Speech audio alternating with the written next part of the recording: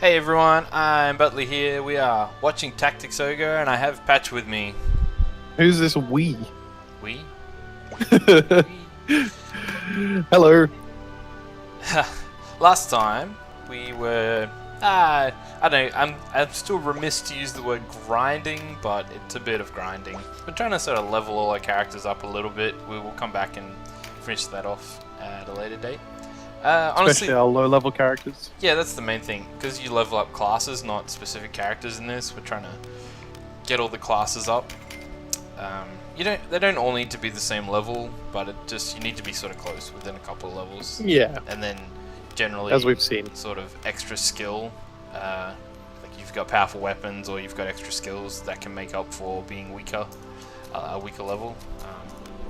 I forgot we had that little frog dart blowgun thing. I'm sure that'll pay off one day. I always forget that when you craft weapons and stuff, they have extra level requirements. It's a bit annoying. But, oh well, just got to sort of trial and error a bit. I could have looked them up, but by the time you start looking up specific weapons and specific armors, specific items, and then their upgrades, it's like you're getting into a very tiny little area of things that may be. Anyway, we're not going to stress too much about what's going on screen today. Just watch it if you're curious as to sort of what things we're putting together, and hopefully we can entertain you by discussing a new topic. This is going to be mostly sort of crafting and skilling up. I know Patch has already warned me a couple of times about this, but at the risk of saying we're in for a hard fight, now we get back to the story, the next battle may be one of our toughest yet, so I'm just gearing up for that. I know what's coming, and I'm trying to make sure that we're prepared. Also, buying a few class marks, just because as you're sort of getting levels into all your classes, you need to shuffle people around a bit more, and I sort of just want to make sure I have the class marks so I don't accidentally change someone and be like, oh no, now I can't get them back. Can we get a Sybil class? Sybil I want to get a class. Sybil class. Well, I think the clerics are Sibyls. I think that's how it Oh. works. Yeah. That's less Maybe the impressive. priests. I was expecting like an old aunt. Aunt Sybil. Aunt You Sybil. change into that class. She gives the team like tea and cake, like little scones. Comes around. Here, dearie. Have a Gosh. have a scone. Well, Getcha is supposed to be a Sybil. She will eventually grow into that, right? She's she's got the recruit skill. Very good at it. No, wait, she's the opposite. She's like, don't fight. I hate fighting. Fighting sucks. It's like, Um, shut up, Catcher. true, yeah. I'm trying to get them to join the team. Oh dear, she is shocking. I don't like fighting. Catcher, shut up. She's it's a When weird. we're it's trying to weird. not fight. I sort of get the attitude that she has though. Like, she just doesn't want to have the battles. She thought they had to because she doesn't want to live in like slavery or Yeah. either. But it's like, at what point do we stop fighting? That's her problem, I think, is she can't see the end of conflict if we keep creating conflict. So Yeah. I sort of get that. Just looking Needs through to- here, getting some ideas of sort of weapons. Some of this, what's really hard is some of this stuff's a bit cyclic. Like, so cudgels, for example. None of our characters have cudgel abilities because that requires you to. The only cudgels we've seen are like the mage staffs. And to. Obviously, you're not going to auto attack with them because they're not going to deal any damage because your mages are going to be like squishy. They don't want to be close enough where they're doing melee cudgel hits. But as we go forward, we will find other cudgels. Yeah. And it's like, well, we never really trained cudgels, so if I've got, say, characters with, say, level 3 or 4 in swords, and then I start training a cudgel user, it's a bit of a, he's always going to be weaker, so Well, why would you? And so I think it's a little bit hard without the foresight of what you're going to do long term sometimes.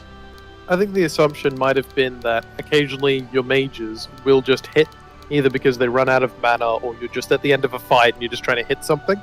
And then the option is later on you change one of those mages into another class and give them this new cudgel. Mm. But that's just, a theory. It's not like a fixed, I don't know what the developers were thinking. I don't know if they plan that sort of thing. I think they just like the idea of like constantly introducing new stuff. Yeah. I don't think it's bad. I just mean for our specific playthrough and the way we've been going, where I'm kind of I wouldn't say I'm really planning too far ahead now. I kind of was until the end of chapter 2, and now I'm sort of just winging it. And we might find, it's like, I probably really needed to get a crossbow user in. We're going to find certain levels as we go forward where we need crossbows as opposed to archers, like normal bows. And, you know, that's entirely my fault. So at some point, yeah, we're going to go crazy hard and get a crossbow wielder and just use him in every combat. Yeah. Things like that. Like some of the daggers, I probably should have been smarter and used a dagger wielder. Like we had the warrior class and I abandoned it really early. I probably should have had like a dagger wielding warrior because he would have been cool to turn into a ninja or a rogue now. Really good with daggers. Yeah. So. Anyway, just things, but we'll get there. I think if we get to the point where we really want something, I'm happy to grind off screen. To date, because all of our grinding has sort of been either teaching about the different areas, like the first run through the Wildwood, no one had seen all the levels, so I wanted to put all that on screen. So grind through that. So that was definitely worth it. But if we get to a point where I'm like, okay, we just got a new beast and we got a few units and we need to like grind like 5 classes up to 10 or 15 levels. Yeah, this is a little bit tedious, to be honest. I don't know, it's quick, like it doesn't take that long to grind each individual piece, but at the same time it's like I wish I could just, can I do 3 ingots at once, and if you just run the calc in the background and tell me how many I get out of 3. Yeah, if I fail one, just tell me I got 2 out of 3. But then again, I think this was on purpose. I have a feeling, it feels like they deliberately made it like this so you had to grind through it RPG style. And you see there, they made it intentionally grindy. We got 2 that authentic RPG experience. And again, we got 2 instead of 1. Sometimes you get little extra bonuses. Yeah. Obviously, sometimes it fizzles too, but we're not really at the stage where anything will really fizzle. We're too early. When we start making better stuff, nothing more frustrating than trying to make like a master sword or something, and it just goes poof because you only had a 40% chance of finishing it. It's terrible. Yeah. Excuse me, just having a quick swig of my... well, speaking of all these microtransactions that are going on, Bunley, did you want to lead us in on today's topic? Because I've totally switched up the order that this happens. Yeah, well, we were talking about another thing recently, and we thought we'd bring it to here. That's the whole point of this series. If you're 30 odd episodes in and you're not quite sure, we basically take conversations that we were having anyway and put them on a video. And that's where we're at when we're talking about microtransactions. if you're here for Tactics Ogre, I'm so sorry. Well, no, I kind of like it. Tactics Ogre is an RPG. Talking about the RPG for the whole, like 60 hours of the game is too hard. Like too hard for us, too hard for anyone to grind through. Hopefully we give people interesting things to listen to while they can still watch a bit of nice, unique gameplay. Because this game is like unique every time you play it. And if you don't find our commentary unique and interesting, then you can always just turn us off and watch the gameplay. Just mute and watch the game. Or go and watch an Aussie crossover. We talk about different things. Mainly, I offend every country that isn't Australia. You sure you don't offend Australia as well? I'm pretty sure I offend Australia, but Australians can handle it because we're cool and every other country sucks. And that's what Australian crossover is like. So we're talking about microtransactions. So, actually, let's talk about Civs. So, Civs releases its packages in DLC. They update the games and send out new mechanics, new features, not necessarily new units, but new races, you know, maybe new wonders, bits and pieces. It's all part of a DLC package. Yep. And the question I sort of wanted to talk about was not just talking about the practice of microtransactions, because I think everyone kind of agrees that they're not really good for mainstream gaming. What I wanted to sort of focus on is, so you have a DLC package like Civs. Civs 5 is a good example. And then where do you draw the line between, say, what Civs is doing and then sort of as you get smaller and smaller and you start getting smaller pieces, so like, I don't know how to... I know examples. So we're talking about down to like, say, League of Legends I mentioned, where you can put money into the game and get skins. And then So that does nothing. It's purely cosmetic. And then a good example that I saw recently. Sorry, I will let you go in a minute. No, go ahead. Another example that I knew is in one of the latest FIFA games, FIFA 16. I haven't played 17 myself. In FIFA 16, you can pay money, real money, I believe, into the game to get like credits, and then you can use those credits to like buy things like you can draft a star youth player, for example. So he's like a future wonder kid. Or you can draft this to get extra money, or to get an extra home game with a big crowd, which gets you more money and fame, or things like that. And it's like, well, and you don't have to do any of these things. That's the point. But it's like, well, where do you draw the line? Where's the line from? This is harmless, and it's sort of like it's just if you want to tailor your own game to your own experience or your own cosmetic sort of design someone, make your character look more like you or what you want them to look like, and where is it a cancer because you need it to change the game. It's like, so we play Civ 5 in multiplayer, for example. Yep. And some of us have got all the expansions, and that's how you play, and that's what you want to play, and some of us don't, because the expansions are pretty much like a full game price. And so it's like, when someone doesn't have the expansion and you have to go back and play in the older version, it's not quite as cool. But why should that person who doesn't have all the expansions, be forced to play a subpar game when they've already paid for the game? You know what I mean? Yeah. Are we going to explain the different things we're going to talk about, or are we just going to assume that people know? Because I'm about to bring up Paradox. Yeah, so, I cut. That's a long, generic, sweeping intro to it. Yeah. So yeah, you can cut in and talk a bit more about detail of what each thing is, sure. So one of the better implementations of DLC I've seen is the Paradox games, CK2 and EU4 and other games, where when new content comes out, everyone gets a portion of that content for free. Certain things, such as they're adding more area to the game, they're adding new nations, they're adding new religions, things like that, they get added to the game completely for free. However, if you do not buy the DLC, you cannot use certain parts of the game. Say you wouldn't be able to use the new religion, you wouldn't be able to access, certain parts of it. One example being custom nations. They added custom nations to, EU4 a while ago, and you couldn't use it unless you had the DLC. But all the other features that came with that expansion were also available for people. It wasn't limited. Right, if there was extra traits for people and extra relationship options and extra events, that all came in. Yeah, Yep. And I'd say that's one of the best things DLC-wise I've seen. Because like Butlio said, it means someone who buys the base game can still play with someone who has all the DLC. It means that no one is really excluded, and getting the game years later doesn't feel like you have to put in, $120 or more dollars on top of the base game just to get all the content. Yeah, to get And 5 years worth of DLC, yeah. Yeah, and Paradox is notorious for how many DLCs they release. There's some like 10 for CK2 and EU4. Right, and so they're fully fledged, or mostly fully fledged Sure. packages, like you're saying. Yeah, but the thing that is great about them is you don't need to buy all the DLC. You can buy the base game and still experience what is majority of the fundamental experience. Right, so- whereas something like Civs is the other way, is what I was saying before. Yeah. That being said, I think something like Civs is the next best thing, where it is expansion packs. It is clearly like locked off. You know which work with each other. And even when you go into Civs and you make a multiplayer game, someone joins who doesn't have the most recent expansion, it says, hey, this person doesn't have the most recent expansion, you're going to play on an older version. So you don't have to like open different versions of Civ. It just automatically goes, look, this is what's going to happen because of this person. And that's also fine, because that means you can still play together.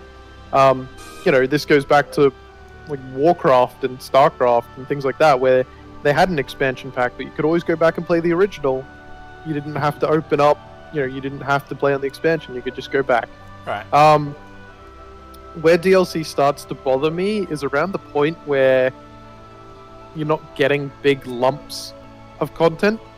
I don't know, it might seem hypocritical because I have in the past bought lots of DLC things. Well, not even lots, but a few DLC things for things like League of Legends, where it's cosmetic. But typically, I don't actually very much like things where you pay a little bit of money and you get a little bit of content, because oftenly that content is overpriced.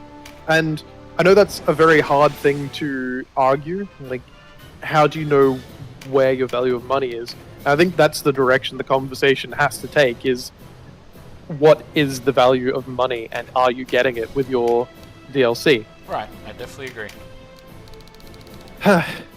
I have a surprising amount to say on this topic. I didn't think I was going to have a lot, but... I knew it. The thing is, it's so open-ended, and it's such an area that we haven't... Like, the world hasn't properly figured out yet. Like, I get that corporations need to make money, but...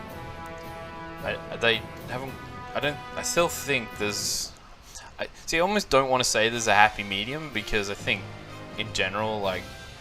there's too much negative practices. We almost need to go back to not having microtransaction style things, and even get away from like DLC to a degree, and think more along the lines of like what you said when Warcraft 3 came out and it was an expansion, the Frozen Throne, it wasn't a DLC sort of package. Yeah. We need to get back to that mentality and kind of rebuild how we want to, but I'm not sure we ever can. So I mean, don't get me wrong. I've seen expansion packs as far back as original Command and Conquer, or maybe Red Alert and Age of Empires, way back in the 90s. So yep, yeah, and it's been a practice for a long time. It's just right. It's evolved over time, and especially with the online market. And I read somewhere that some of this is corporate. Like even the phrases I'm using, I'm going, oh, expansion packs are alright, but DLC sucks. And look, I'm fully aware that some of that's corporate gobbledygook for like we need to keep changing the phrases, like. So people don't say microtransactions because everyone hates them. We call them like minor or macro, you know what I mean? Minor in-game purchases. We call them. Yeah, like we call them booster packs, or we call them. They're trying to change the names of them to get away from the stigma that everyone's. It's actually interesting that I use the phrase booster pack, because you can almost draw that comparison between video games and card games, because card games are something where you do have to pay money incrementally to get the cards that you want, either through buying individual cards or buying booster packs. And in many ways that is a microtransaction. You're buying for a smaller subset of things. And I have seen a lot of things like FIFA, like other games now are developing these sort of ways you can get that sort of random chance, that booster packs thing. There's one of the examples FIFA where the ultimate team thing, I don't know exactly, I haven't really ever done it, but I think you get cards of players, and they're like only so many uses, and so you can like get Ronaldo, but you can only use him for 5 games, and then you have to pray that you get another Ronaldo card. And so what you're sort of meant to do is try and like use the minimal amount possible to win your game, and then save your good players for the big games, sort of thing. But it encourages that mentality of like get more packs to get more cards, and you can go and buy packs, or you get a free pack every day if you buy one, and stuff like that. Yeah, one of the big examples I was going to use is CS:GO, and just mostly CS:GO. They've got this system where you get a chest, and you can buy a key for that chest. You get chests randomly by playing, and then you can pay money to buy a key and open that chest, and then it goes like a roulette wheel, and then you get an item. And sometimes that item can be great, it can be worth a lot of money, and more oftenly it'll be worth like 12 cents. On the Steam market, that is. And that's sort of what I would call very negative at that point, because you're encouraging players to basically gamble on money. That's where I think DLC is bad. And this really is bad. One of the points that, I don't know if we need to strip it back and go through that, but one of the points of where is DLC really going wrong is when are you paying for a finite resource, and when are you paying for an undefined resource? I think the other thing we should say is any case, I wanted to throw this out before we went any further. Any case where you are paying money for an advantage over other players, that's wrong. That's just right out there. That's not in the spirit of playing video games, Video games should always be about, playing together and playing equally and fairly. It shouldn't be about, I put more money in, therefore I deserve to win. That's sort of not in the spirit of games. Okay, so just in general. I got an interesting one. So our point today, actually, just again, disclaimer, like We have a point. Stripping back to do another step down the rabbit hole of disclaimers. We're not probably going to come up with answers. We're just, the expression I used was shooting the breeze on this one, because I don't, I think if we wanted to come and say here's our answers, we'd write them down and present them better. We're just trying to nut through things and think of them. What I wanted to say is, okay, so we don't want in-game advantages, basically. I agree. No. So what about something like Payday 2? It's co-op. Someone goes out and buys like a kit that lets them get better armor. The example I'm going to use is the flamethrower from our little posse, and it's like, okay, so that's a co-op team game. So technically, someone buying better gear is getting an advantage, but does it matter? It's a co-op game, Everyone has advantages and disadvantages based on their skill trees. Does it really matter if someone's bought to get an extra super weapon? Or what's your thoughts? Good DLC or bad DLC? That depends on the game. That is really a per game basis. The problem is this weapon inherently superior in basically all situations? Like, is it better than an alternative you can get for free? In this case, yes. Because there are, well, maybe, but you can get sniper rifles for free. You can get decent guns for free. Like, you don't need the flamethrower to succeed. And then the next part of that is, do you need this new, really powerful, arguably broken content to do the game at the highest level of difficulties, where you need to play on a much higher level? And if that is the case, then I'd say, yeah, that's a bad signed DLC. Because at that point, you sort of... I guess here's where I draw the line, is when you're ruining the fun for other people, that's where you need to really stop and go, have we done the right thing with our DLC? And in many ways, the new weapons can, if it becomes like restrictive, like you have to have this DLC to be able to do the hardest difficulty or do this mission or things like that. Not talking about mission in terms of like you buy DLC to get more missions. That's fine. That's whatever. Okay. But if it's you have to pay money to be able to complete these missions because they're too hard without paying money, then that's wrong. And if it becomes a cinch to do them with the gear, then that's also wrong, because you shouldn't be paying money to win the game.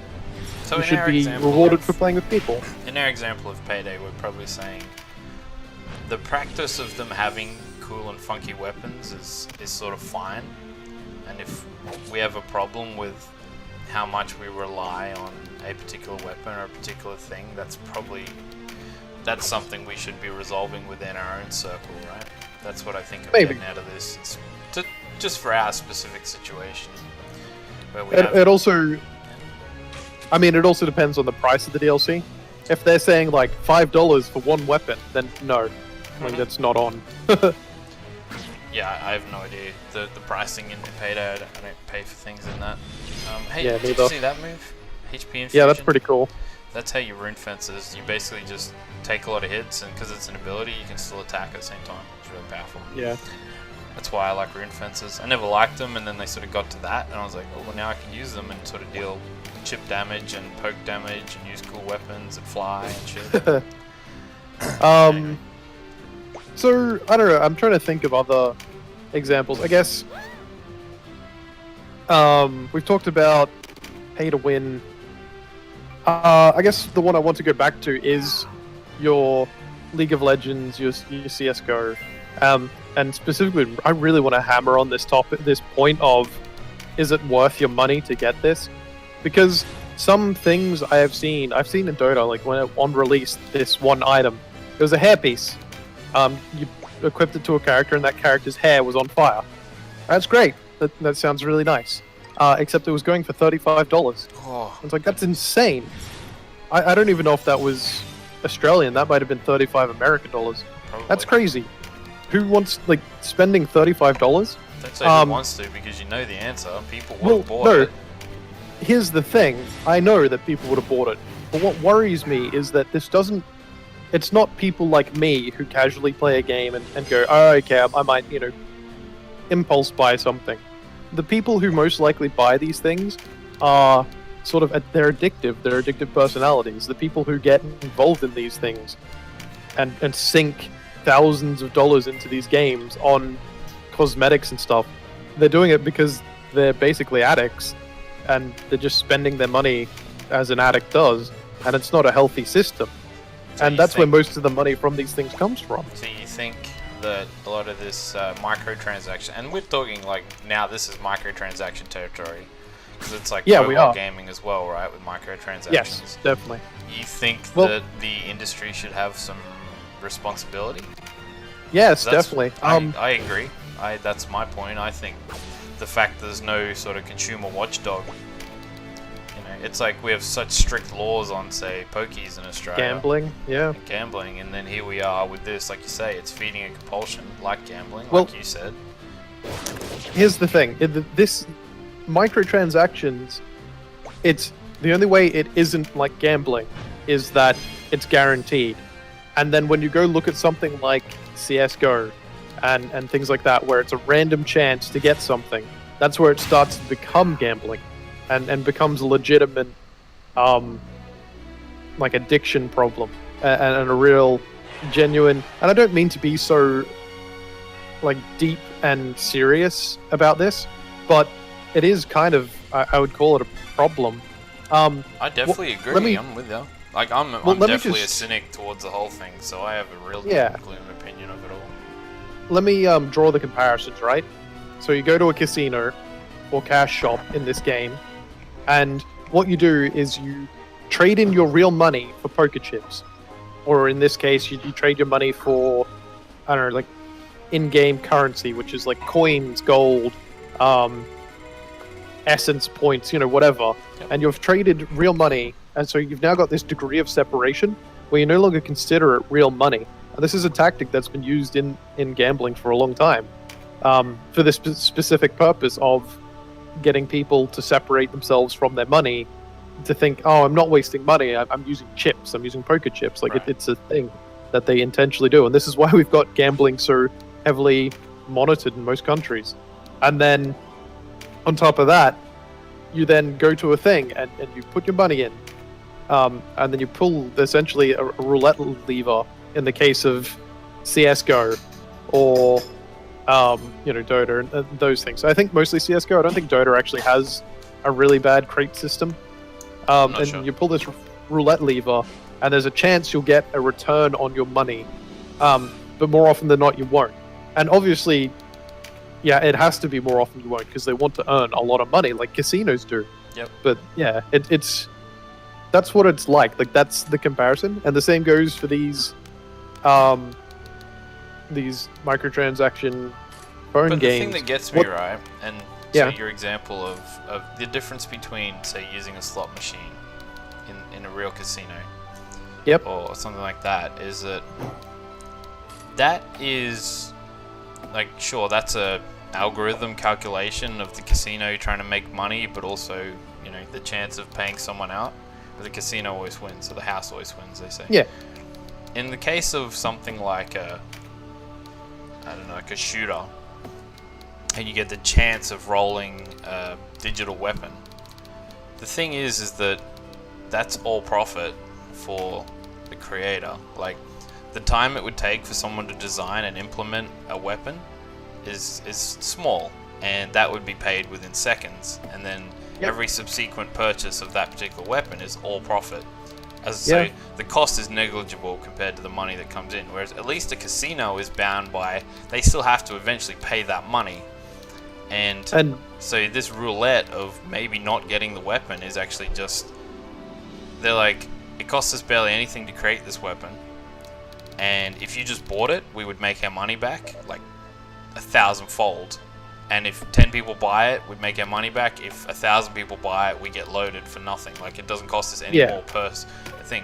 And then we create the roulette to give you a chance of getting it, which means we don't sell 10 or 1,000, we sell 10,000 or 1,000,000 copies instead. So it's extra profit. And so this is the problem with the gambling aspect. they don't need it, they're making profit, but they're greedy and they know that they can get more profit and feed the compulsion. And they gotta know that. That's the whole reason of doing it. The other thing to take away from this is that like casinos, any place that you gamble, they have to get a license for the gambling. They have to get like monitored. Their machines have to be checked. They get audited by tax and stuff like that all the time. All that, they have to keep track of all that, and all that keeps them in line. Something like Valve or another company, not just Valve, because there are a lot of others that do it. There's a lot of companies making a lot of money from this stuff. They don't have this same kind of regulation. They can get away with any sort of negative behavior they like, so long as they can keep a certain amount of separation between themselves and gambling. And I think the reason they can is because they say, no, we're not giving you an item. We're not giving you money, a chance to win money. We're giving you a chance to win an item.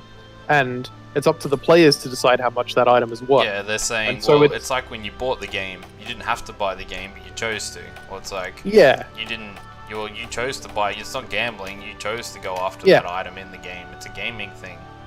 It becomes more of a customer satisfaction thing rather than a gamble, and they can sort of push off the blame in that direction.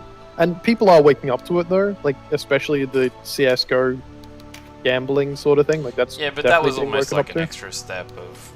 Yeah, true. That was that had extra features to it that were actually illegal. So. Oh, okay. So there was one other real thing that I wanted to talk about. The one last comparison between things between games, microtransaction-driven games, and gambling and things. What it needs to be is very bright and flashy, so that and lots of little noises and things that stimulate the brain when you succeed. Because casinos are bright and colorful because of that. It makes your brain tick. It goes, oh, that's interesting. Yep. And when you win, it makes all these reward noises and go, oh, I'm winning. Yeah, draws attention to you. Yeah, and it has to be not quite fun enough, if you know what I mean. This is more strictly to do with addiction preying microtransaction phone games.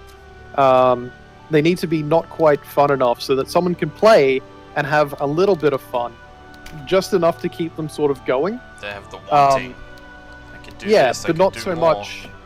Yeah, and the other thing is they can pay money to speed up the process of the game. Is the other thing. A lot of these have, like to level up faster and things like that. And that's where you get more problems with microtransactions. Yeah, it's definitely a problem. So okay, let me try and. I should have written notes.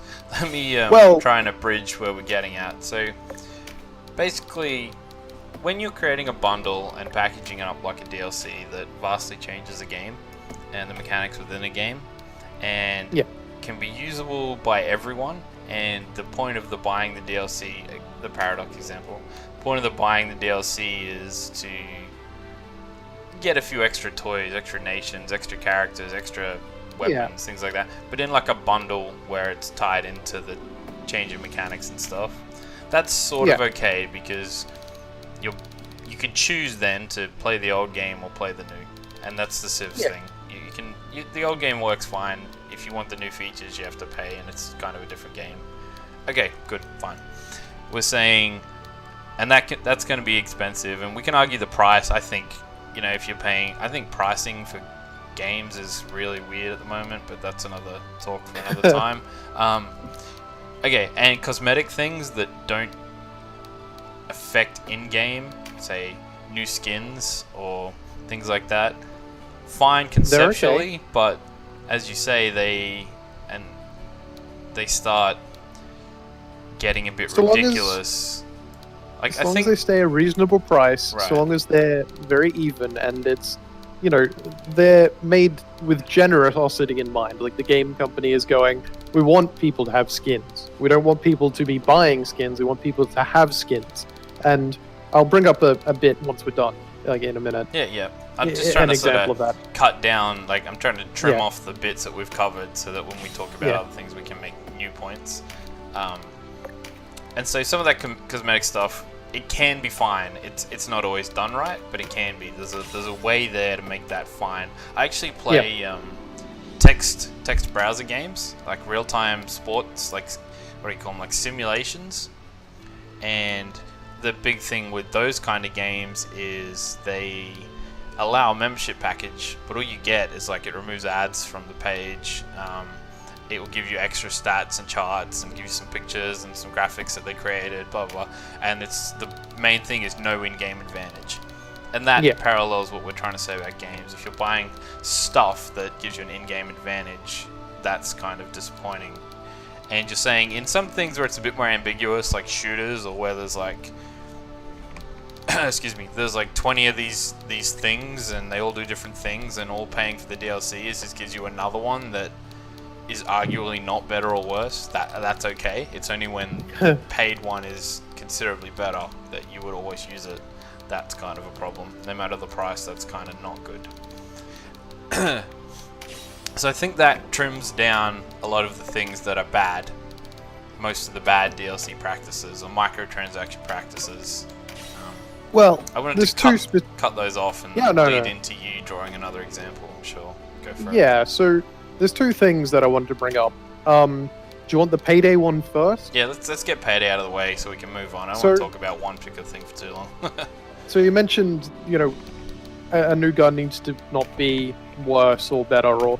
Well, the problem with Payday is if a new gun isn't the best new gun you can get, or it doesn't do something amazingly new like the flamethrower, then there's almost no point in getting the new weapon, and that DLC will fail. Yeah. If there's no point to it, then you won't get it. No one will. It's Some like, of the problem with there is with Payday, though, the way it works. Yeah. No, I agree. It scales unrealistic, like stupidly. Yeah. Shotguns do a damage in a cone, not damage per pellet. Yeah. Anyway, so you had 2 points. Yeah, so that was Payday, and that logic in general, where if the next new thing isn't the next best thing, then no one will buy it, it's and power you creep, won't sell right? DLC. Yeah, power creep. Looking at you, Magic the Gathering. Then the other thing I wanted to talk about was actually League of Legends, because they sort of introduced like a loot crate system, like I was talking about negatively with Counter-Strike, where you can get crates randomly, you can get keys, and you buy the keys, open the chest, and you get something, random. Except when you say buy the keys... Well, I was going to say that is, you are limited on how many chests you can get. You can only get so many so oftenly. And in addition, you can get keys for free by playing the game. You can randomly get these key fragments, and once you've got 3 of them, you can open up a chest. And that's great. Like, it's good. You've got a limit on how frequently players can get chests. Actually, I don't know if there is a limit. You might be able to buy chests as well. If there is, I have some to... Some of it related to your scores. Some of it. If you get an S rank, I think you get a chest. You get a but that's only if you've got available chests. But yeah, what the point I was trying to say is, if you play League of Legends and you don't put money into it, you are getting free skins, essentially, over time, just by playing the game. And that's not something a lot of games do. Like, again, Valve games do it. You can get free stuff over time. You can get free skins. But yeah, I was really surprised. So, 5 minutes to go. Tie those two together. Payday has pretty much exactly the same loot crate system where you complete missions and you get crates, and you complete missions and sometimes you will get a key. Why is League's good and Payday's sucky? Because in Payday, when they first released it, the chance of getting a drill was next to none. I think we played... Yeah, safe in a drill. I think we must have played some 40 to 80 hours after that update came out. And in that time, I think we saw like 2 or 3 drills drop across 4 people. And this wasn't, like, sure, we weren't playing constantly every day. We were playing, every now and again. But we played a lot of time. And we got next to no drills. And that's because they wanted to give you a lot of chests, and they didn't want to give you any drills. Not only that, but one of the first things we unlocked with a drill was one of the worst textured skins I'd ever seen, which was just coins on a black background wrapped around the gun. just coin layer, Yeah, it was and it looked terrible. Ugly wallpaper on the gun. It wasn't even like painted into the gun. They didn't redesign the gun. They just made a case and slapped it on. Yeah. And then additionally, they shortly after released an update where you could get actual damage and stat upgrades for your weapons from these crates. And I was lucky enough to get one. And, you know, woohoo me, but that's not like a positive thing. Because it's sort of like every time you open up a crate now, if you don't get that upgrade, damage upgrade, or accuracy upgrade, or whatever, tied to the skin, then you go, oh, well, great, I just got a skin. And if you get an ugly one tied to an upgrade, you're like, well, great, now I've got an ugly skin, but it gives me a damage bonus, so I guess I've got to use it. Okay, And I gotta top it's you off. terrible. I got the worst situation of all of these things. Yeah. This is why Payday is so bad. I got a fresh weapon, and it was a weapon that was unique, but I couldn't use it because it was part of the DLC package that I hadn't bought, so I couldn't equip it. So I have a bow and arrow in my shooter, and I can't use it because I haven't bought the DLC that lets you use some of those older weapons. Yeah. And I got that after collecting about 20 crates at 20 safes, and I got one drill. The drills, the system there Having was terrible. said that, They in have League, changed it. there's more frequency, but I still get an equal amount of skins and characters that I don't have that I can't use. But in League, you can kind of trade them in. Yeah, like that's a the other piece thing of the about next League. one. Is you end up getting, you build them up, and you can either break them down into resources that you can use to make it permanent, or you can get like 3 of them, and you can combine them together to get a random one.